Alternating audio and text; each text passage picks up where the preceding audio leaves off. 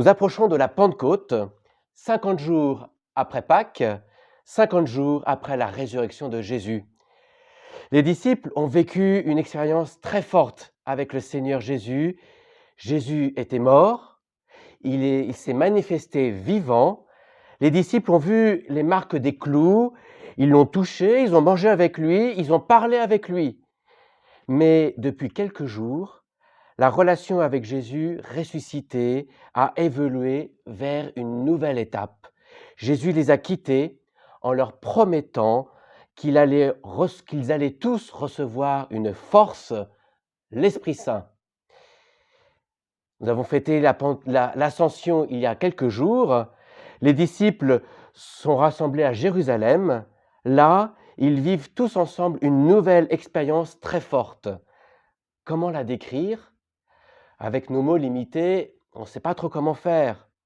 Ainsi, on parle d'un grand coup de vent soudain. Et dans les Actes des Apôtres, on parle de langues qu'on aurait dites de feu, qui se partageaient et qui se posaient sur chacun d'eux. Alors à partir de là, j'aurai 3 idées à partager avec vous.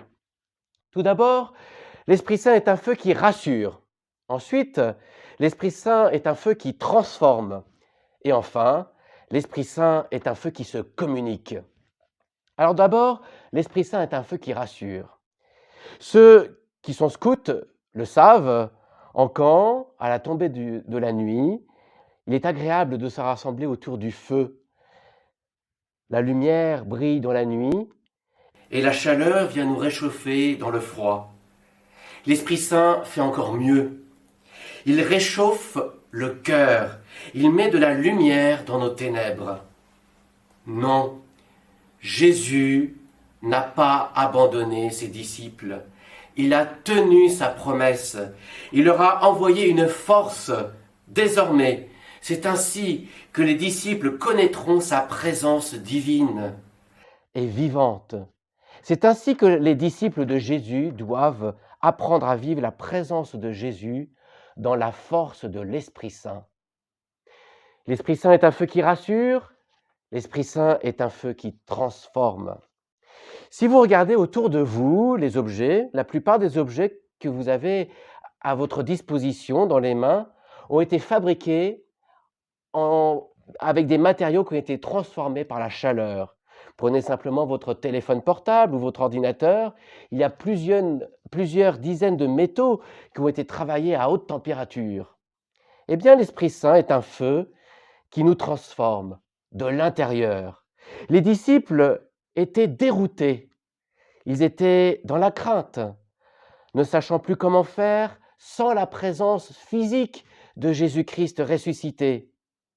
Et soudain, les voilà délivrés de toute leur peur. Ils se trouvaient lourdeaux, les voilà qui prennent des initiatives. Ils se trouvaient sans intelligence, les voilà qui savent comment exprimer la bonne nouvelle. Le feu de l'Esprit Saint les a transformés de l'intérieur. L'Esprit Saint est un feu qui rassure, un feu qui transforme, maintenant un feu qui se communique. Vous savez que c'est bientôt les Jeux olympiques. L'un des éléments symboliques, c'est la flamme olympique qui est transmise de main en main jusqu'à la nouvelle ville qui accueille les Jeux. On pourrait prendre comme autre exemple la veillée pascale que vous avez sans doute vécue il y a 50 jours. Et depuis le grand cierge pascal, on s'est transmis la lumière qui s'est répandue progressivement parmi tous les fidèles. Eh bien, l'Esprit Saint est un feu qui doit être communiqué. On ne doit pas le garder pour soi, il doit être transmis, répandu. Dès que les disciples ont reçu l'Esprit, ils sortent de leur maison où ils étaient cachés. Ils se répandent dans la ville de Jérusalem. Ils s'adressent à tous ceux qui sont là, à toutes les nations. Voilà un feu qui se répand dans tout l'univers. Que font-ils ? Que disent-ils ? Ils annoncent la bonne nouvelle.